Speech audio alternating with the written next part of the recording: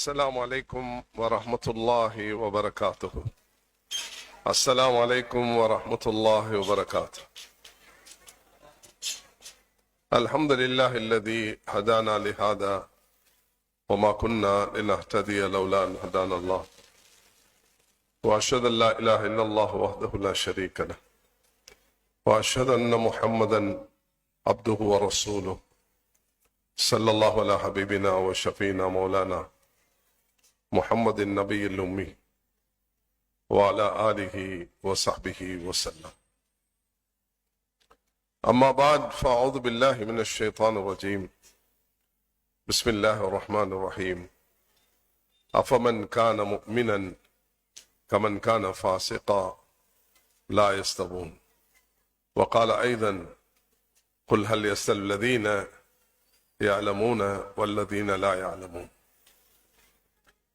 கண்ணியத்துக்கும் மரியாதைக்கும் உரிய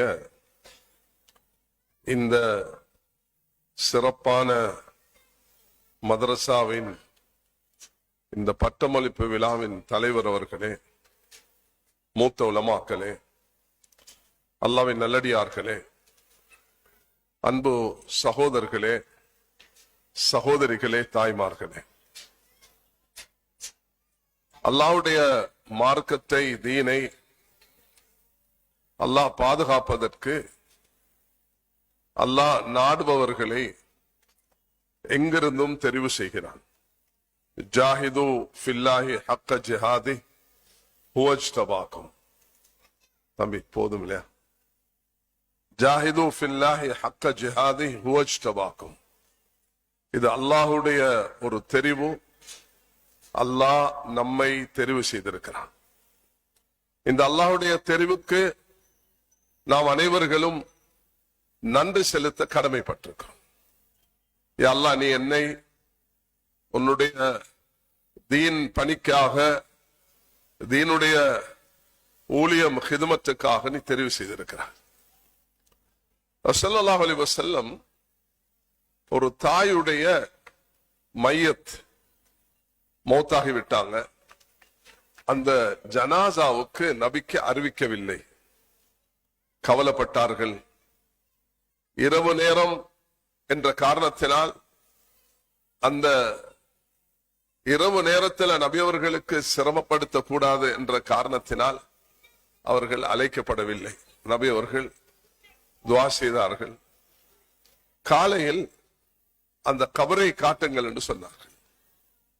அந்த கபருக்கு சென்று நபி அவர்கள் அந்த கபரின் மீது நின்று மதீனாவில் ஜனாசா தொழுகையை நடத்தினார்கள். நடத்திவிட்டு அல்லாஹு தஆலா அந்த பெண்ணுக்கு சொர்க்கத்தில மாளிகை கட்டிவிட்டான் என்ற நன்மாராயத்தை எத்தி வைத்தார்கள். காரணம், மஸ்ஜிதுல அல்லாஹுடைய மாளிகை சந்தர்ப்பம் கிடைக்கக்கூடிய நேரங்களில் அந்த பெண் மஸ்ஜிதை சுத்தப்படுத்தும் அந்த பணியில் ஈடுபட்டிருந்திருக்கிறார்கள். அந்த ஒரு சிறிய நன்மையான காரியத்துக்காக வேண்டி அல்லாஹ் அவர்களுக்கு கொடுத்தது அது சொர்க்கமாக ஆகிவிட்டது. அந்த பெண் காரணமாக ஆகிறார்கள். ஒரு சுன்னத், ஒருவர் ஜனாசால கலந்து கொள்ள முடியாத சந்தர்ப்பத்தில் தாமதித்து வந்தால், ஓரிரு நாட்கள் வாரத்துக்கு பிறகு வந்தால், அந்த மையவாடிக்கு சென்று அந்த கபரின் மீது நின்று ஜனாசா தொழுகை தொழுவதற்கு நபி அவர்கள் வழிகாட்டிருக்கிறார்கள். எங்களுடைய இமாம் ஷாஃபி ரஹ்மத்துல்லாஹி அலைஹி அவர்கள் அதை ஒரு நடைமுறையில் மிக ஒரு ஆரோக்கியமான ஒரு சுன்னத்தாக வழிகாட்டிருக்கிறார்கள். கண்ணியமானவர்களே, ஒரு நாள் நபி அவர்கள் பரீரா ரலியல்லாஹு அன்ஹா என்ற அந்த பெண் வீட்டுக்கு செல்கிறார்கள். பரீரா ரலியல்லாஹு அன்ஹா சொல்லும் பொழுது, ஆயிஷா ரலியல்லாஹு அன்ஹா அவர்களுடைய வீட்டில் ஊழியராக சேவை செய்த ஒரு பெண்மணி. தனக்கு வசதி வாய்ப்பு இருக்கக்கூடிய நேரத்தில் ஆயிஷா ரலியல்லாஹு அன்ஹா அந்த பெண்ணுக்கு பணம் கொடுத்து அடிமையாக இருந்த பெண்ணை உரிமையிட்டார்கள். உரிமையுடன் மிக ஒரு பாசத்துடன் நபி அவர்கள் அவர்களுடைய வீட்டுக்கு விஜயம் செய்கிறார்கள். தாயே பரீரா, உங்களோட வீட்டுல சாப்பிட எதுவும் இருக்குதா அம்மான்னு கேட்டார்கள்.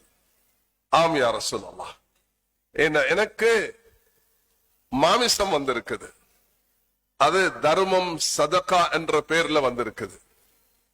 எனக்கு நல்ல தெரியும் நீங்க ஒரு நபியாக இருக்கிறீங்க, உங்களுடைய குடும்பத்துக்கு அல்லாஹ் ஜகாத்தையும் சதகாவையும் ஹராமாக்கி இருக்கிறான். அதனால நீங்க இதை சாப்பிடக்கூடாது என்றது எனக்கு தெரியும். நான் எப்படி என்னுடைய வீட்டில் இருக்கக்கூடிய இந்த சதகாவுடைய மாமிசத்தை உங்களுக்கு நான் பகிர்வது என்பதுதான் என்ற கவலையாக இருக்குது என்பதை அந்த பரீரா பெண்மணி சொன்ன நேரத்தில் ஸல்லல்லாஹு அலைஹி வஸல்லம் அழகான ஒரு வார்த்தையை பாவித்தார்கள். அது உலகத்தில் இன்றைக்கு ஏராளமான சட்டங்கள் அமைப்பதில் அது காரணமாக அமைந்திருக்கிறது. சொன்னார்கள், லக்கி சதகா வலிய ஹதியா, உனக்கு அது தந்தவர்கள் தர்மமாக தந்தார்கள், மன திருப்தியுடன் அந்த மாமிசத்தில் ஒரு பகுதியை நீ எனக்கு தந்தால் அது எனக்கு ஒரு ஹதியாவாக, நட்கொடையாக, கிஃப்டாக இருக்கும் என்று ஸல்லல்லாஹு அலைஹி வஸல்லம் ஒரு வித்தியாசமான சட்டத்தை அந்த பெண்ணினூடாக அல்லாஹு தஆலா பூரா உம்மத்துக்கும் சொல்லி தந்திருக்கிறார். கடையில தொழிலாளியாக இருக்கிறார், வீட்டுல வேலை செய்யும் ஒரு பெண்ணாக இருக்கிறார்கள். அந்த பெண் உடைய மகளுக்கு திருமணம் நடக்க போகிறது. அந்த ஊழியருக்கு அவருக்கு வலிமா செய்ய போகிறார். அந்த முதலாளி, இதோ 2 லட்சம் பணம் ஜகாத்தாக உனக்கு தருகிறேன் என்ற அந்த ஜகாத்தை கொண்டு போய் அவர் வலிமா சாப்பாடு கொடுக்கிற நேரத்துல இந்த முதலாளிக்கு நல்ல தெரியும், நான் கொடுத்த அந்த ஜகாத்துடைய பணத்தால தான் இவர் எனக்கு வலிமா தருகிறார். அப்படி இருந்தும் கை மாறும் பொழுது சட்டம் மாறுகிறது என்ற ஒரு அடிப்படையை அந்த பெண் பரீரா ரலியல்லாஹு அன்ஹாவுடைய வாழ்க்கையால் உம்மத்து இன்றைக்கு அனுபவித்துக் கொண்டிருப்பதை நாம் காணக்கூடியதாக இருக்கிறது. இந்த இரவு நேரத்தில் நான் சகோதரர் நண்பர் அல்லாமா அப்துல் கஃபூர் ரஹ்மத்துல்லாஹி அலைஹி இந்த ஊருக்கு ஒரு கஃபூரியாக பஹஜியாக வந்து பஹஜால இருந்து நஹ்ஜாவை உருவாக்கிய ஹாமித் சதர் அவர்களுடைய தந்தையார் அல்லாஹ் அவர்களுடைய கபரை பிரகாசிக்க செய்வானாக. அவரிடத்தில் நான் கேட்டேன், இங்கே பெண்களும் இருக்கிறார்கள் என்று. அவர்கள் சொன்னார்கள், 100கணக்கான தாய்மார்களும் சகோதரிகளும் இங்கு வந்திருக்கிறார்கள் என்று. அதை ஒரு அடிப்படையாக வைத்து சில விஷயங்களை வந்திருக்கக்கூடிய அன்பு சகோதரிகளுக்கும் தாய்மார்களுக்கும் சில விஷயங்களை இங்கு பகிர்ந்து கொள்ள விரும்புகிறேன். கண்ணியமான சகோதரிகளே, தாய்மார்களே, அல்லாஹு தஆலா ரசூல் ஸல்லல்லாஹு அலைஹி வஸல்லம் அவர்களுக்கு கொடுத்த பல நியமத்துகள், அதுல ஒன்றுதான் ஹலீமா சாதியா அவர்களை வளர்த்து பாலூட்டி கண்ணியப்படுத்தின அந்த தாய்.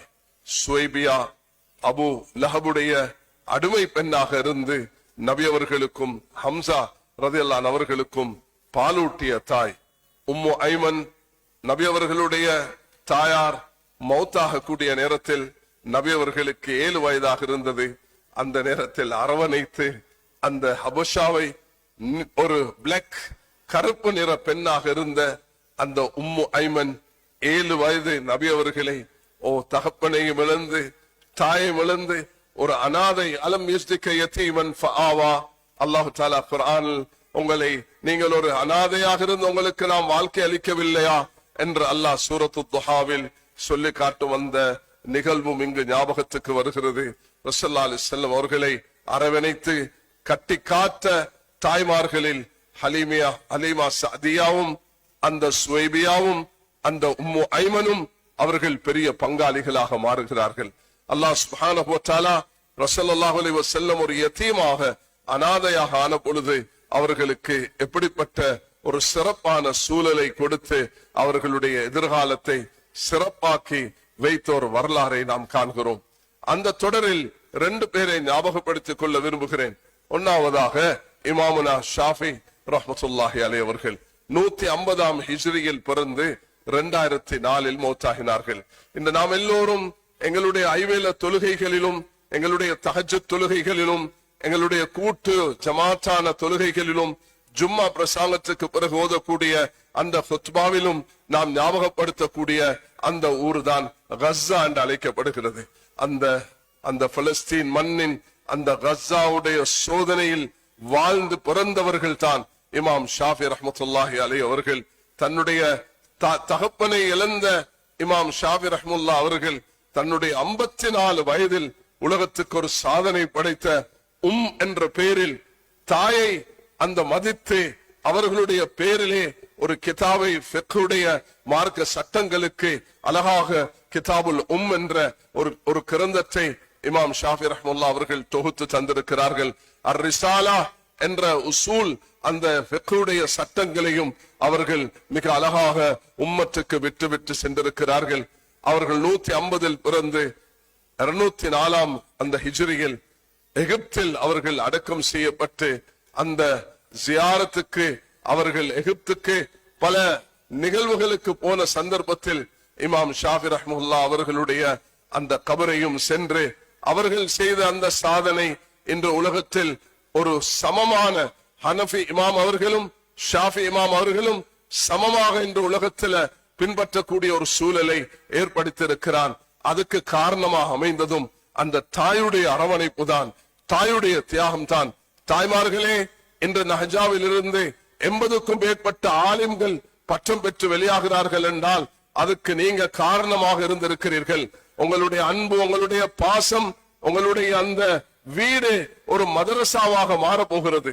ஒவ்வொரு நஹஜியும் தன்னுடைய தாயை கட்டி அணைக்கும் பொழுது, தன்னுடைய சகோதரிகளை அவர்கள் போய் சந்திக்கும் பொழுது, நான் ஒரு நஹஜியாக இந்த பாசறையிலிருந்து ஈமானையும் அஹ்லாக்கையும் நல்ல பண்புகளையும் இபாதத்தையும் குடும்ப வாழ்க்கையையும் அதே நேரத்தில் கொடுக்கல் வாங்கலையும் இஸ்லாமிய அந்த அடிப்படைகளை சுமந்தவனாக நான் வீட்டுக்குள்ள வருகிறேன்.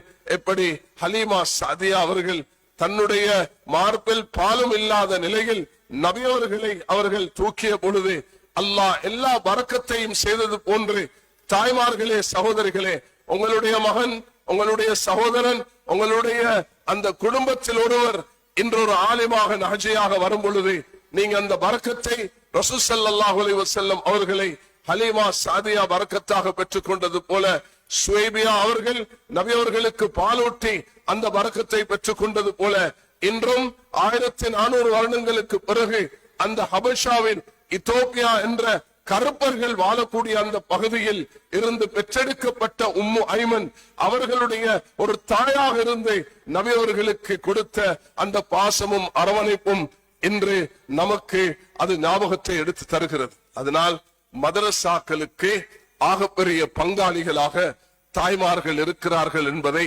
ஒருபோதும் நாம் மறக்க முடியாது.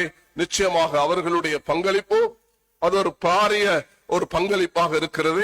என் தாய்மார்கள் தன்னுடைய அந்த மடியில் வளர்த்தெடுத்து ஆளாக்கி இன்றைக்கு தன்னுடைய கணவனுடன் அரவணைப்பும் அந்த உதவியுடன் இந்த ஆலிம்களை வெளியாக்கி இருக்கிறார்கள். அல்லாஹு தஆலா இந்த நஹ்ஜிகளுக்கு எதிர்காலத்தை மிக சிறப்பானதாக ஆக்கி இதுக்கு காரணமாக இருந்த அந்த ஹஜ்ஜி முஹம்மது ரஹ்மத்துல்லாஹி அலைஹி அவர்களையும் ஹாமித் சதக் அவர்களுடைய தகப்பனாரும் இன்னும் எங்களை விட்டு பிரிந்த முன்னோர்கள் எல்லோருடைய கபரையும் அல்லாஹ் பிரகாசிக்க செய்வாமான. அதே நேரத்தில் எங்களுக்கு உதவியாக இருந்து இன்று இந்த நிர்வாகத்தை தலைமைத்துவத்தை பொறுப்பெடுத்து சிறப்பாக நடத்தி கொண்டிருக்கும் ஹாமித் சதக் அவர்களுக்கும் அல்லாஹ் கிருபை செய்வானாக. இந்த இடத்துல அல்லாஹ் ஒரு பெரிய ஒளியாக எங்களுடைய அப்துல்லா ஹசரத் ரஹ்மத்துல்லாஹி அலைஹி காத்தாங்குடி மதரசத்துல் ஃபலா ஜாமியத்துல் ஃபலால 50 வருஷமாக இலங்கையில் அப்படி வரலாறு படைத்தவர்கள் மிக குறைவு. தன்னுடைய மனைவிய குழந்தை எல்லாம் இந்தியாவில் அதிராம்பட்டினத்தில் விட்டு காத்தாங்குடியில் அந்த யுத்த காலங்களில் 83 இருந்து 2009 வரைக்கும் பல சோதனைகளை முகம் கொடுத்து தன்னுடைய ஆளுமையால் திறமையால் அல்லாஹு தஆலா அந்த பாக்கியத்தை அவர்களுக்கு கொடுத்தான். அவர்களுடைய மகனும் இங்கு இருப்பது அது ரஹமத் என்ற பெயரில் அது ஒரு நியாமத்தும் ரஹமத்தாக இந்த நஹ்ஜாக்கு அமைந்திருக்கிறது. கண்ணியமானவர்களே, அல்லாஹ் சுப்ஹானஹு வ தஆலா மதரசா ஒன்றை நடத்தும் அந்த பாக்கியத்தை தந்திருக்கிறார் என்றால் நாங்க ஊர் மக்கள் அனைவர்களும், நான் ஒரு சிலர் எனக்கு சொன்னார்கள், இந்த பகுதியில கடல் வியாபாரம், கடல் தொழில ஈடுபடுகிறார்கள். அப்பொழுது எனக்கு நபி அவர்களிடத்துல சஹாபாக்கள் கேட்ட அந்த ஹதீஸ் தான் ஞாபகத்துக்கு வருகிறது. ஸல்லல்லாஹு அலைஹி வஸல்லம் ஒவ்வொரு மனிதனுக்கும் தேவையான மார்க்கத்தை நபி அவர்கள் கற்றுக் கொடுத்தார்கள். நீ வியாபாரியா, உனக்குள்ள மார்க்கம் இதுதான். நீ தொழிலாளியா, உனக்குள்ள மார்க்கம் இதுதான். நீ விவசாயியா, உனக்குள்ள மார்க்கம் இதுதான். நீ ஒரு அரசரா, உனக்குள்ள மார்க்கம் இதுதான். நீ ஊர் தலைவனா, உனக்குள்ளது இதுதான். ஆண்கள், பெண்கள், சிறார்கள், பெரியவர்கள், தனவந்தர்கள், ஏழைகள் என்று ஸல்லல்லாஹு அலைஹி வஸல்லம் அவர்கள் கொடுத்த அந்த வழிகாட்டல் அது மிக முன்மாதிரியாக இருக்கிறது. அந்த அடிப்படையில் ஸல்லல்லாஹு அலைஹி வஸல்லம் அவர்களிடத்துல சில நேரத்துல வந்து வியாபாரிகள் வியாபாரத்தை பத்தி கேட்பார்கள். ஸல்லல்லாஹு அலைஹி வஸல்லம் பஜாருக்கு போய் தந்த கையை அந்த கோதுமைக்குள்ள போட்டு நபி அவர்கள் சொன்னார்கள், மன் கஷனா ஃபலைஸ மின்னா, யாரை ஏமாற்றுவீர்களோ எங்களை சார்ந்தவர்கள் அல்ல. வெளியில காஞ்சதை வைத்து உள்ளுக்கு ஈரமானதை வைத்திருக்கிறீர்கள், அந்த மோசடி செய்யாதீர்கள் என்று ஸல்லல்லாஹு அலைஹி வஸல்லம் சொல்லிவிட்டு நபி அவர்கள் சொல்கிறார்கள், யார் வியாபாரத்தில் நேர்மையாக இருப்பார்களோ அவர்கள் நாளைக்கு நபிமார்களுடன் எழுப்பாட்டப்படுவார்கள். அத்தாஜிரு ஸதூகுல் அமீன் மன் நபியீன வ ஸித்தீகீன வ ஷுஹதா, அல்லாஹ்வுடைய பாதையில மரணித்தவர்களுடன் அவர்கள் எழுப்பாட்டப்படுவார்கள். ஒரு நாள் நபி அவர்கள் தன்னுடைய மகள் வீட்டுக்கு போகிறார்கள். ஃபாத்திமா ரலியல்லாஹு அன்ஹா மதீனாவில் இருக்கக்கூடிய நேரத்துல, மகளே எங்கம்மா 2 பேரன்களையும் ஹசன் ஹுசைனை காணவில்லை என்று கேட்கிறார்கள். உலகத்துக்கு அருளாக வந்த, இறுதி தூதராக வந்த, ஹாத்தமுன் நபியாக வந்த ரசூல்மார்கள், நபிமார்களுக்கெல்லாம் இமாமாக அந்த மேராஜுடைய பயணத்துக்கு முன்பு அந்த இமாமாக இருந்த அல்லாஹ் இந்த உம்மத்தை எல்லாரையும் விட 160 சஃப்களில் 80 சஃப்பை அல்லாஹ் இந்த உம்மத்துக்குரியதாக ஆக்கி நாளை கியாமத் நாளையில் சொர்க்கத்தில் முதலாவது நுழையக்கூடிய அந்த நபி, உலகத்தையே உங்களுக்கு நான் வசப்படுத்தி தருவேன் என்று அல்லாஹ் சொல்லியும் அதை ஏற்றுக்கொள்ளாத அந்த இறுதி தூதர் சையதுல் கௌனைன் தாஜுல் மதீனா முஹம்மது முஸ்தபா ஸல்லல்லாஹு அலைஹி வஸல்லம் அவர்கள் வீட்டுல மகளை பார்த்து கேட்கிறார்கள், பேரர்கள் எங்க காணவில்லை. அவர்கள் பசியின் காரணத்தினால் மருமகன் அலி அவர்களை சுமந்து கொண்டு போய்விட்டார்கள்.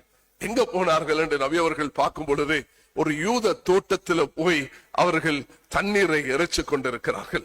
யூத தோட்டத்துல நபி அவர்கள் ஒரு நாளும் ஏண்ட மருமகன் யூத தோட்டத்தில் போய் பணிபுரிகிறாரே, ஊழியம் செய்கிறார் என்று நபி அவர்கள் கவலைப்படவில்லை. ரசூலுல்லாஹி அலைஹி வஸல்லம் அவர்கள் ஒரு நாள் தபூக்குடைய அந்த யுத்தத்துக்கு 30,000 சஹாபாக்களை அழைத்து கொண்டு போகும் பொழுது உம்மு மக்தூம் என்ற கண் பார்வை இல்லாத அந்த சஹாபியை மஸ்ஜிது நபவிக்கு இமாமாக நியமித்தார்கள். அலி ரலியல்லாஹு அன்ஹு அவர்களுக்கு சொன்னார்கள், அலியே, எனக்கு நீ இங்கு பிரதிநிதியாக இருக்க வேண்டும். எல்லா காலத்திலேயும் சர்ச்சைகளை, சந்தேகங்களை, பிரச்சனைகளை உண்டாக்கும் ஒரு கூட்டம் இருந்து கொண்டே இருப்பார்கள். இன்றைய யுகம் அது கூகுள் யுகம், இன்டர்நெட் யுகம், அது இந்த குளோபல் வில்லேஜ், வாட்ஸ்அப், இன்ஸ்டாகிராம், இவைகளை டிக்டாக் தவறாக பயன்படுத்தும் காலம். பேச தெரியும் என்றதுக்காக வேண்டி எதையும் பேச முடியும் என்ற தன்னுடைய ஒரு போக்கில் வாழக்கூடிய ஒரு காலத்தில் வாழ்ந்து கொண்டிருக்கிறோம். அந்த நேரத்துல ஒரு சாரார் வந்து சொன்னார்கள், அலியை பார்த்து, உங்களை ஒரு பெண்களோட விட்டுட்டு போகிறார்களே நபி அவர்கள். அழுது விட்டார்கள் அலி ரலியல்லாஹு அன்ஹு. நபி அவர்கள் ஒரு நாள் சொன்னார்கள், நாளை காலையில் நான் இந்த கொடியை கொடுக்க போகிறேன். அவர் அல்லாஹ் ரசூலை பொருந்தி கொண்டவர், அல்லாஹ் ரசூலும் அவரை பொருந்தி கொண்டார் என்று காலையில் எல்லாரும் எதிர்பார்த்திருந்தாங்க. யாருக்கு அந்த கொடி கொடுக்கப்பட போகிறது? நபி அவர்கள் அலி அவர்களை கூப்பிட்டு, அலியே, நீதான் அந்த இந்த மருமகள் அல்ல, அல்லாஹ் உன்னை தெரிவு செய்திருக்கிறான். கைபருடைய அந்த கோட்டையை கைப்பற்ற வேண்டும் என்று நபி அவர்கள் அவர்களை அனுப்பி வைத்தார்கள். அப்படிப்பட்ட வீரராக ஹைதராக இருந்த அந்த அலியை பார்த்து இப்படி மோசமாக நிந்திக்கக்கூடிய நேரத்தில்தான் அழுதார்கள். அதுக்கு ஆறுதல் வார்த்தை நபி அவர்கள் சொன்னார்கள், என்ன தெரியுமா? அன்ட மின்னி பிமன்சிலத்தி ஹாரும் மூசா வலாக்கின் லா நபிய பாதி. அலியே, தயங்க வேண்டாம், மருமகன் ஒரு பக்கம் வச்சிருங்க. அல்லாஹ் எனக்கும் உங்களுக்கும் உள்ள உறவு மூசாவுக்கு சகோதரராக ஹாரூனை ஒரு நபியாக கொடுத்தது போன்று எனக்கு ஒரு தோழராக அல்லாஹ் உங்களை ஆக்கியிருக்கிறான். ஆனால் உங்களுக்கு பிறகு எனக்கு பிறகு யாரும் நபியாக வரமாட்டார்கள். நீங்க நபி என்று யாரும் எடுத்துடக்கூடாது. நீங்க ஹாரூனுடைய இடத்தில் இருந்தாலும் அவர் நபியாக இருந்தார், அவரை போன்று நீங்கள் பிரதிநிதியாக இருந்த தீனுடைய பணியை செய்வீர்கள் என்று நபி அவர்கள் ஆறுதல் வார்த்தை சொன்னார்கள். ஆக ஒரு சஹாபாக்களுடைய ஒரு கூட்டம் சொல்றாங்க, யார சொல்லா இன்ன நர்கபுல் பஹர், நாம் கடல் பிரயாணம் செய்கிறோம், அப்ப நதவது மாஹல் பஹர், கடல் தண்ணீர்ல உது எடுக்க முடியுமா என்று கேட்டார்கள். அல்லாஹு அக்பர். நபி அவர்கள் அத்தஹூரு மாஹு வஹில்லு மைத்தா, அதனுடைய தண்ணீர் சுத்தமானது. உப்பை போட்டு நோம்பு காலத்துல எப்படி யார சொல்லா மீன் முடிக்க போகும் பொழுது நாங்க உப்பு தண்ணிய வாயில போடுவோமே, உது முடிஞ்சிருமா அல்லது நோம்பு முடிஞ்சிருமா, எங்கட உது ஏற்றுக்கொள்ளப்படுமா என்று கேட்ட நேரம் நபி அவர்கள் அழகான ஒரு வசனத்தை பாவித்தார்கள். அத்தஹூரு மாஹு வஹில்லு மைத்தா, அதனுடைய தண்ணீர் சுத்தமானது, அதனுடைய அந்த செத்ததும் மீன்கள் எல்லாம் உங்களுக்கு சாப்பிட அனுமதிக்கப்பட்டது என்ற ஸல்லல்லாஹு அலைஹி வஸல்லம் அழகான ஒரு போதனை தந்திருக்கிறார்கள். அதனால் கண்ணியமானவர்களே, அல்லாஹ்வுடைய இந்த தீன் பாதுகாப்பதற்கு குர்ஆனையும் சுன்னாவையும் சஹாபாக்களுடைய வரலாறுகளையும் முன்னைய நல்லடியார்கள், சாலிஹான அந்த நல்ல மனிதர்கள், சாலிஹான மக்கள், சூஃபியாக்கள், அல்லாஹுடைய நேசர்கள், அவர்களை அல்லாஹு தஆலா இந்த தீன் பணிக்காக தெரிவு செய்திருக்கிறார். மதரசாக்கள் உலகத்தில் எங்க இல்லையோ அவர்கள் தவிக்கிறார்கள், அழுகிறார்கள், கண்ணீர் வடிக்கிறார்கள்.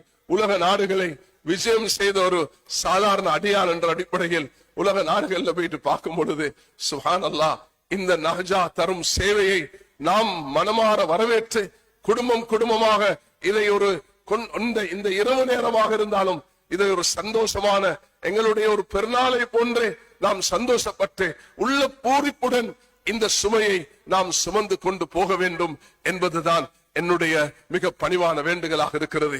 உலகத்துக்கெல்லாம் சொல்ல வேண்டும், மதரசாக்கள் தீவிரவாதத்தை கற்பிக்கும் அந்த இடமல்ல.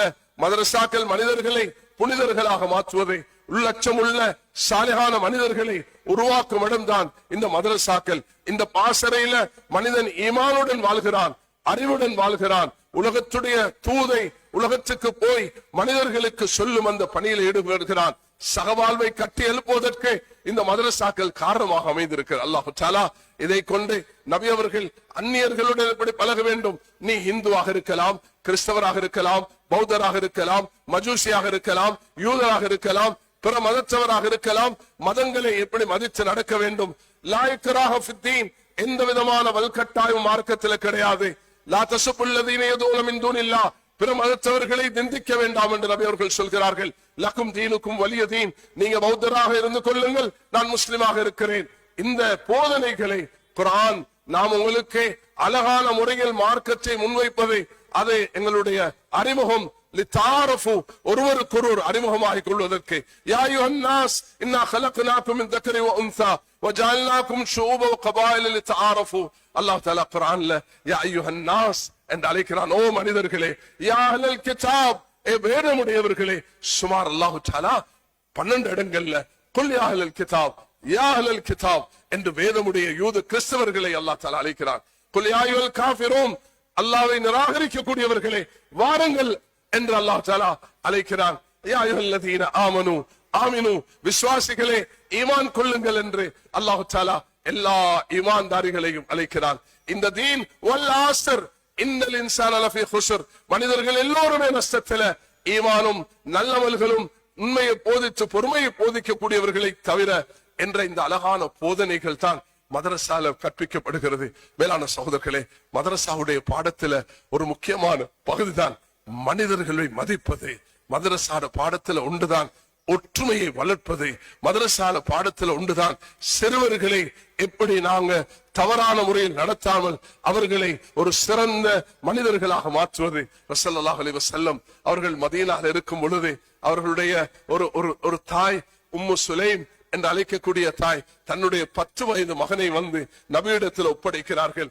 யா ரசூலல்லாஹ், இந்த மகன் ஒரு யதீமாக, தாய் தகப்பனை இழந்த ஒருவராக இருக்கிறார், நீங்க அவரை பராமரிக்க வேண்டும். 10 வருடம் ஸல்லல்லாஹு அலைஹி வஸல்லம் அந்த குழந்தையை பராமரித்து எடுத்தார்கள். தன்னுடைய 90 வயதை அடைந்த அனஸ் இப்னு மாலிக் அவர்கள் நபி அவர்களை எப்படி ஞாபகப்படுத்துகிறார்கள். ஒரு நாள் நபி அவர்கள் எனக்கு செய்த துஆ, அந்த துஆ அல்லாஹும்ம ஃபிர் தம்பஹு வ அத்தில் உம்ரஹு வ பாரிக் ஃபி மாலிஹி வ ரிஸ்கி. ஸல்லல்லாஹு அலைஹி வஸல்லம், அல்லாஹ் இவருக்கு நீண்ட ஆயுளை கொடு, அல்லாஹ் இவருக்கு பாவங்களை மன்னித்து விடு, இவர்களுக்கு குழந்தை பாக்கியத்தை கொடு, செல்வத்தையும் கொடு என்று துஆ செய்தார்கள். சுப்ஹானல்லாஹ், அதை நான் பாக்கியமாக கருதுகிறேன். இந்த 90 தாண்டி விட்டேன், எனக்கு செல்வத்தை அல்லாஹ் தந்திருக்கிறான், நூற்றுக்கணக்கான குழந்தையுடைய அந்த பாக்கியத்தை நான் அடைந்திருக்கிறேன், அல்லாஹ்வுடைய மன்னிப்பை எதிர்பார்த்திருக்கிறேன் என்று சொன்னார்கள். சாட்சி எனக்கு அனுமதி தாரீங்களா? மைமூனா ரலியல்லாஹு அன்ஹா, உம்முல் ஃபத்ல், அப்துல்லா இப்னு அப்பாஸுடைய தாய், அப்பாஸுடைய மனைவி அவர்கள் மைமூனா, ரசூலுல்லாஹி அலைஹி வஸல்லம் அவர்கள் அந்த மஸ்ஜித் ஆயிஷா பக்கத்துல ஷரீப் என்ற இடத்துல அவர்களுடைய நிக்கா நடந்தது. அங்குதான் அவர்கள் மௌத்தாகினார்கள், அங்குதான் அடக்கம் செய்யப்பட்டிருக்கிறார்கள். இன்னும் அந்த மஸ்ஜித் ஆயிஷாக்கு போகக்கூடியவர்கள் பக்கத்துல அந்த மைமூனா ரலியல்லாஹு அன்ஹுடைய அந்த கபரை பார்க்கலாம். அவருடைய வீட்டுக்கு போய் சாட்சி எனக்கு இரவு படுப்பதற்கு கொஞ்சம் அனுமதி தாரீங்களா என்ற அனுமதி கேட்டார்கள். அப்துல்லா இப்னு அப்பாஸ் 10 வயது பையன் வீட்டுக்கு போகிறார். நீண்ட சம்பவம் சுருக்கமாக, இரவு நேரத்தில் நபி அவர்கள் எப்படி உறங்குகிறார்கள், என்ன ஓதுகிறார்கள், என்ன அமல்களை செய்கிறார்கள் என்று காண வேண்டும் என்பதுதான் அவர்களுடைய அந்த ஆதங்கமாக, அந்த விருப்பமாக, அந்த தேற்றமாக இருந்ததை அதை அவர்கள் கற்றுக்கொண்டார்கள். தண்ணீரை எடுத்துக்கொண்டு போய் நபி அவர்கள் வெளிவாசலுக்கு போயிருக்கிற நேரத்துல அமைதியாக வச்சுட்டு வந்து தூங்குறது போல அவர்கள் சைக்கையாக இருந்தார்கள். அந்த நேரத்துல சுப்ஹானல்லாஹ் நபி அவங்க கேட்டாங்க, மைமூனா யாருமா இன்றைக்கு தண்ணீர் வைத்தது? ஹாதல் குலைம், இந்த சிறிய பையன் தான் வைத்தான். அந்த நேரத்தில் நபியிடத்தில் வெளியான துவா, அல்லாஹும்ம ஃபக்கிஹ் ஃபித்தீன் அல்லிமுல் கிதாப், குர்ஆனுடைய விளக்கத்தையும் மார்க்க தெளிவையும் கொடு என்று. சுப்ஹானல்லாஹ். தாய்மார்களே, சகோதரர்களே, நண்பர்களே, பெரியோர்களே, மதரசால ஒப்படைக்கக்கூடிய இந்த குழந்தைகள் உஸ்தாதுமார்களுடைய அந்த துவாவை பெற்றுக் கொள்கிறார்கள். அல்லாஹ் அக்பர். எத்தனை நூற்றுக்கணக்கான ஆயிரக்கணக்கான மாணவர்களை பார்க்கிறோம், வந்து சொல்லுவார்கள், நான் இந்த உஸ்தாதுடைய துவா, அல்லாஹ் அக்பர், நான் இந்த இடத்துல இருக்கிறேன்டா, நூற்றுக்கணக்கான உஸ்தாதுமார்களுடைய துவா தான். என் தாய் தந்தை துவா செய்யக்கூடிய அதே நேரத்தில் எனக்கு ஆசான இருந்தவர்கள் துவா செய்திருக்கிறார்கள். ஸல்லல்லாஹு அலைஹி வஸல்லம் கற்று தந்த ஒரு பாடம், பத்வா செய்யக்கூடாது. பத்வாவினால எந்த பயனும் கிடைக்க போறது இல்லை. மனிதன் தவறாக நடக்கும் பொழுது அவனை அணுகி அவனோட நல்ல கலந்துரையாடல் செய்து உதுவிலா சபீல் ரப்பிக பில் ஹிக்மத்தி வல் மௌதத்தில் ஹசனா, அது குழந்தையாக இருக்கலாம், சகோதராக இருக்கலாம், நண்பராக இருக்கலாம், உறவினராக இருக்கலாம், பக்கத்து வீட்டுக்காரராக இருக்கலாம், அவர் எதிரியாக இருக்கலாம். வலா தஸ்தவில் ஹஸனத்து வல ஸய்யா இத்ஃபா பில்லதி அஹ்ஸன், தீங்கும் நலவும் சமமாக மாற்றாது. ஓ முஹம்மத், நீ கெட்டவன், உண்ட முகம் கெட்டது, உண்ட மார்க்கம் கெட்டது, மதீனா கெட்டது என்று சொன்ன சுமாமாவை 3 நாட்களில் உலகத்தில் ஆக சிறந்த முகம், சிறந்த மார்க்கம், சிறந்த பூமி என்று மாற்றியது இன்னக லஅலா குலுகின் அதீம், உங்களுடைய மகத்தான பண்புதான். சகோதரிகளே, தாய்மார்களே, உலமாக்களே, பட்டம் பெற்று வெளியாகும் ஆலிம்களே, நாம் எங்களுடைய மகனமாக சுமந்து கொள்வது அது இந்த அஹ்லாக் நட்பண்புகளாக இருக்க வேண்டும். விட்டு கொடுப்போ, மன்னிப்போ, ஒருவருக்கொருவர் தாராள தன்மை, பலியெடுக்கும் உணர்வுகளை விட்டுவிட வேண்டும். யானைக்கு தான், ஒட்டகத்தான் பலியெடுக்கும் உணர்வு இருக்கிறது, அது எங்களோட உள்ளத்துல இருக்கக்கூடாது. நாங்க தாராள உள்ளமுள்ளவர்களாக, மன்னிக்க கூடியவர்களாக, இன்றைக்கு மதரசாவுடைய இந்த பாசறையில கற்று வெளியாகக்கூடிய உலமாக்கள் 80 பேரும் இந்த 36 வருஷம் சேவை செய்திருக்கும். 1990 அந்த நேரம் யுத்த காலங்களில் இருந்து ஆரம்பிக்கப்பட்டு இந்த பாசறை இவ்வளவு பெரிய கயிர்களை ஏற்படுத்தி இருக்கிறது என்றால் நிச்சயமாக அல்லாஹு தஆலா அதுல பெரிய கயிர்களை வச்சிருக்கிறான். மதரசாவுடைய நியமத்துகளை மதிக்க வேண்டும். அடுத்த கட்ட நகர்வர்களுக்கு நாங்க போக வேண்டும். கண்ணியமான உலமாக்களே, தீனுடைய ஹிதுமத்துக்காக வேண்டி அல்லாஹ் உங்களை தெரிவு செய்திருக்கிறான். நீங்க இந்த மதரசாவுக்கு ஒரு தூதை சுமந்த நஹ்ஜியாக இருக்க வேண்டும். அதுக்கு நான் என்னுடைய அந்த ஆசி செய்தியில் சில செய்திகளை தந்திருக்கிறேன். அது கட்டாயமாக படிங்க. ஜமியத்துல் உலமாவுடைய பணி என்ன, அந்த பணியை நல்ல தெளிவாக விளங்கிக் கொள்ளுங்க. ஜமியத்துல் உலமாவுடைய தூது அது இலங்கைக்கு மட்டுமல்ல, உலகத்துக்குள்ள தூதாக அது அமைய வேண்டும். சகவாழ்வையும் ஒற்றுமையையும் 2 கண்களை போல சுமந்து கொண்டு உலமாக்களுடைய கிரீடத்துடன் இந்த நாட்டுல 10,000, 12,000, 17,000 உலமாக்கள் ஒன்றுபட்டு நாம் பயணிக்க வேண்டும். எங்களுக்கு இடையில் மதஹபுடைய, நாங்க தரீகாவுடைய, சில ஜமாத்துகளுடைய வேற்றுமைகள் எல்லாம் கலைந்து வேற்றுமையில் ஒற்றுமை காலத்தின் தேவை, சன்மார்க்க கடமை என்ற அந்த புத்தகத்தை, அந்த ஒற்றுமையின் பிரகடனத்தை அடிப்படையாக வைத்து நாங்க வாழும் பொழுது உம்மத்தை பிரிப்பதற்கு பல முயற்சிகள் உலகத்தில் நடந்து கொண்டிருக்கிறது. நான் ஒற்றுமையை பத்தி பேசுறது போல ஒரு சாரார் வேற்றுமையை பத்தி பேசிக்கொண்டே இருப்பார்கள். எப்படி கூறு போடலாம், எப்படி பிரிக்கலாம், எப்படி நாங்க துண்டு துண்டாக வெற்றி போடலாம் என்றெல்லாம் யோசிப்பார்கள். ஆனால் நாங்க எதை பார்க்கணும்னா, அலி ரலியல்லாஹு அவர்கள் சொன்னார்கள், குத்தில்னா யௌம குத்தில உஸ்மான். உஸ்மான் எனக்கு நபி அவர்களுடைய சிறந்த மருமகன். நான் நபியுடைய 3வது மருமகன் அபுல் ஆஸ் உஸ்மான் அலி. எனக்கு முன்பு ஆட்சி செய்து 12 வருஷம் ஆட்சி செய்தவர் தான் உஸ்மான்.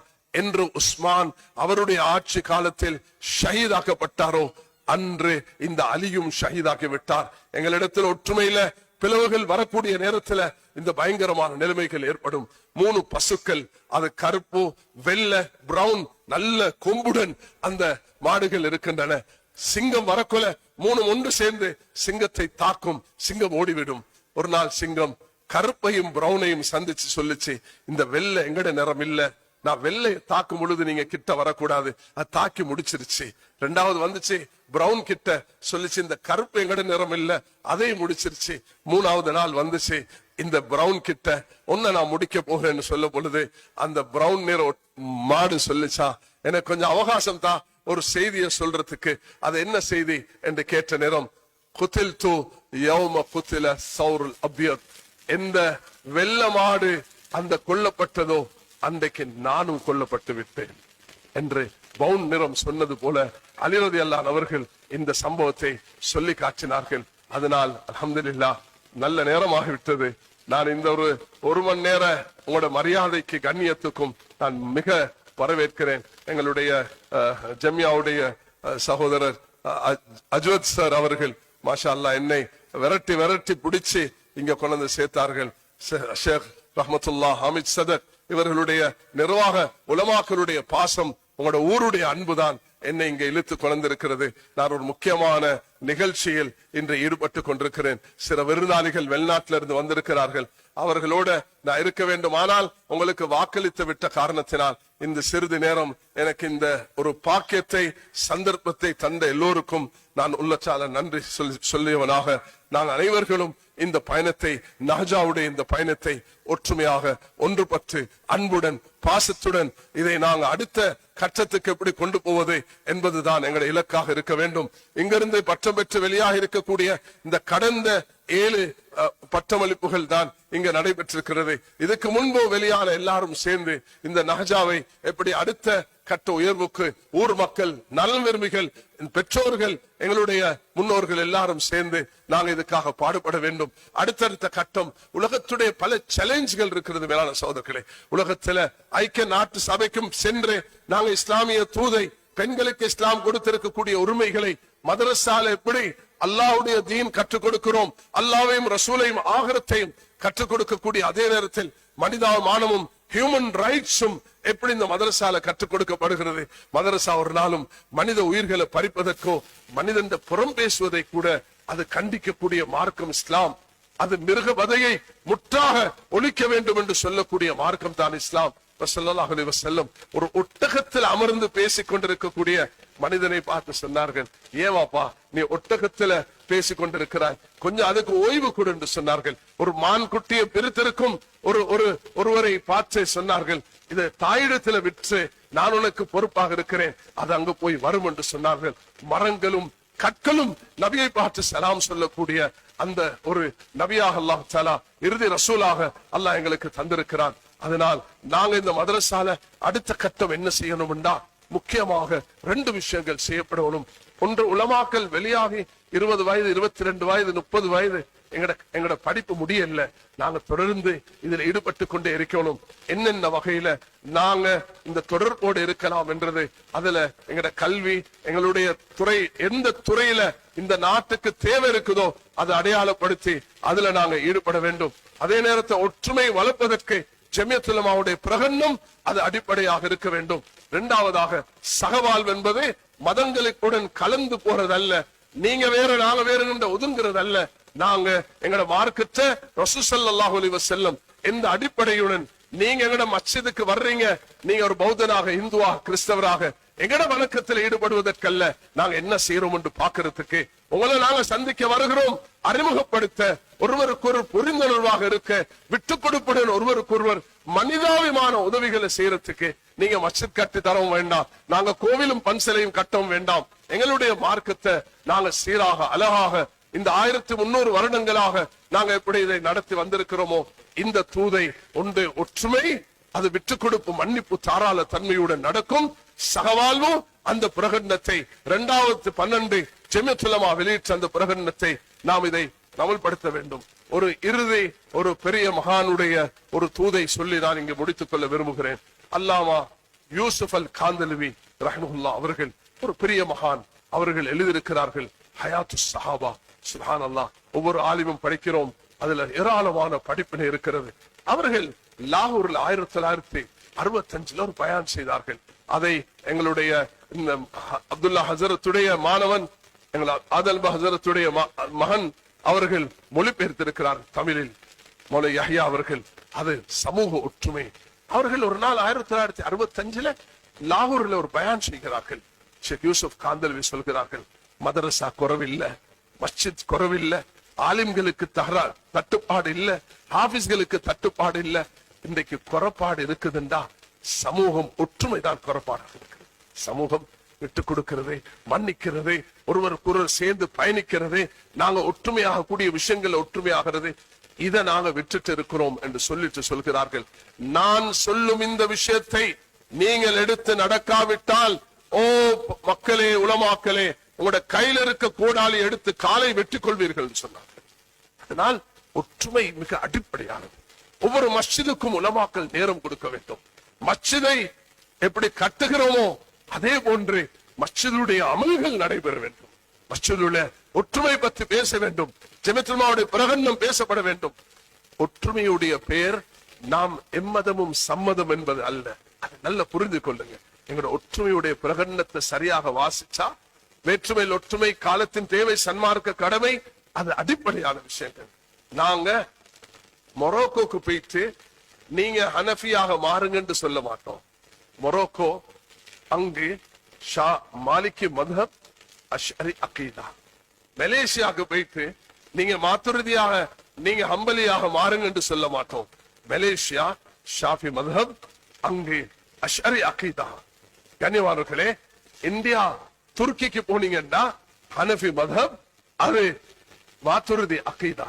நீங்க சவுதிக்கு போனீங்கன்னா ஹம்பலி மத்ஹபுடைய அடிப்படையில தான் அந்த இமாம்கள் தீர்ப்பு வழங்குகிறார்கள். ஆக இலங்கை, மலேசியா, சிங்கப்பூர், தாய்லாந்து, இந்தோனேஷியா, இந்த பெரிய ஒரு பகுதி, ஆப்பிரிக்கா, அரபு நாடுகளில் ஒரு பகுதி, அல்லாஹ் ஷாஃபி மத்ஹபையும் அஷ்அரி அகீதாவையும் தந்திருக்கிறார். இதுல போட்டி போறாம வானா, இதுல விவாதங்கள் வானா, இதுல தர்க்கங்கள் வானா. எங்களுக்கு அடிப்படையாக நாங்க குஃப்ரோட கூட, காஃபிர்களை கூட, அந்த ஃபிரௌன் தஜ்ஜால கூட கூலா லஹு கௌலன் லையினா, மிருதுவாக அணுக வேண்டும் என்று அல்லாஹு தஆலா குர்ஆன்ல போதித்திருக்கிறான். அந்த அடிப்படைகளை சுமந்தவர்களாக நான் இன்று முன்வைத்த இந்த மதரசா ஒரு நிஅமத். ஒன்னாவது விஷயம், அல்லாஹ் எங்களை தெரிவு செய்திருக்கிறான், அதுக்கு நன்றி செலுத்த வேண்டும். இரண்டாவது விஷயம், மூன்றாவதாக தாய்மார்களே, நீங்க இஸ்லாத்துக்கு தீனுக்கு செய்த சேவை, கதீஜா ரலியல்லாஹு அன்ஹா அவர்களை நாங்கள் ஞாபகப்படுத்துகிறோம். சுமையா ரலியல்லாஹு அவர்களை ஞாபகப்படுத்துகிறோம். குர்ஆனை சுமந்த உம்மு வரகா என்ற ஹாஃபிஸா பெண், ஷஹீதான அந்த பெண்ணை, உம்மு ஹராம் அந்த தாயை ஞாபகப்படுத்துகிறோம். உம்மு ஷரீக், அல்லாஹ்வுடைய பாதையில் வெளியான அந்த தாயை ஞாபகப்படுத்துகிறோம். தாய்மார்களுடைய பங்களிப்பு இந்த மதரசாக்கு எவ்வளவு காத்திரமானது என்பதை இங்கு நான் ஞாபகப்படுத்தும். அதே நேரத்தில் இந்த மதரசாவை ஸ்தாபித்து இதுக்காக வேறிட்ட, இதுக்கு அந்த உரத்தை போட்டு தண்ணீரை போட்டு இதை வளர்த்தெடுத்த அந்த மௌத்தாகின முன்னோர்களுக்கு துஆல ஈடுபட்டோம். அதே நேரத்தில் இந்த ஊரும், இந்த ஊர்ல செய்யக்கூடிய தொழில், அது கடல் தொழிலாக இருக்கலாம், வேற தொழில்களாக இருக்கலாம், அதுக்கு சில வழிகாட்டல்களை முன்வைக்கக்கூடிய அதே நேரத்தில் எப்படி இங்க வெளியாகக்கூடிய நாட்சிகள் இந்த நாட்டுக்கும் உலகத்துக்கும் இந்த தூதை சுமந்தவர்களாக போக வேண்டும் என்ற இந்த 7வது அம்சத்துடன் ஜமியத்துல் உலமாவுடைய தூதையும் இங்கு நான் முன்வைத்திருக்கிறேன். வேற்றுமையில் ஒற்றுமை, அதுக்குரிய வழிகாட்டல்கள், சகவாழ்வு இந்த நாட்டுடைய எல்லோருக்கும் இந்த 70, 80 வீத 90 வீத மக்களுக்கு புரிய வைப்பது அது சதா எங்களுடைய கடமையாக இருக்கிறது. இறுதியாக நான் சொன்னது, இந்த மதரசாவை வளர்ப்பதற்கு எங்கட வளங்கள், எங்கட சக்தி, எங்கட பணம், அதனுடைய இந்த அடிப்படைகளை அடுத்த கட்டத்துக்கு கொண்டு போறதுக்கு எப்படி நீங்க முன்னேறலாம். வாலிபர்களே, உலமாக்களே, அல்லாஹ் தந்த இந்த நியமத்தில் உங்களோட பெற்றோர்கள் உங்களுக்கு ஒரு பாக்கியமாக இதை தெரிவு செய்து தந்திருக்கிறார்கள். அந்த பணியில் நீங்கள் பயணிக்க வேண்டும் என்று சொல்லிக்கொண்டு, என்னுடைய ஆசான்களின் ஆசானான ஷேக் யூசுப் காந்தலுவி ஹயாத்து சஹாபாவை தொகுத்த அவர்களுடைய அந்த நூலை, அது நாம் எல்லோரும் வாசிக்க வேண்டும், ஒற்றுமையை எங்கட சமூகத்தில் கொண்டு வர வேண்டும் என்று சொல்லிக்கொண்டு ஒவ்வொரு மஸ்ஜிதும் அதை ஜொலிக்க வேண்டும். ஃபல்யுஹிப்பல் மசாஜித், மஸ்ஜிதுகளை நேசிக்க வேண்டும், மஸ்ஜிதுடைய தூதை உலகத்துக்கு கொண்டு போக வேண்டும். லமஸ்ஜிதுன் உஸ்ஸிஸ அலா தக்வா, மதீனாவுடைய மஸ்ஜித் தக்வாவுடைய மஸ்ஜித். அல்லாஹ் தஆலா முதலாவது வீடு அந்த முபாரக வ ஹுதல் ஆலமீன், பரக்கத்தும் ஹிதாயத்தும் என்று சொல்கிறான். அந்த தூதை கொண்டு போறதுக்கு நான் ஓதின அந்த சூரத்து தான் சூரத்துல் அஸ்ர். அல்லாஹ் அதன்படி அமல் செய்யக்கூடிய பாக்கியத்தை ஒவ்வொரு மஸ்ஜிதிலும் தாவத்தையும் தாலீமையும் ஜிக்ரையும் இபாதத்தையும் சுமந்தவர்களாக உலகத்துக்கு இந்த தூதை நாம் எடுத்து செல்ல அல்லாஹ் நம் அனைவர்களுக்கும் கிருபை செய்வானாக. வாஹிர் தாவானா அல்ஹம்துலில்லாஹி ரப்பில் ஆலமீன். வஸ்ஸலாமு அலைக்கும் வரஹ்மத்துல்லாஹி வபரகாத்துஹு. வலைக்கும் சலாம். அஸ்ஸலாமு அலைக்கும் வரஹ்மத்துல்லாஹி வபரகாத்துஹு.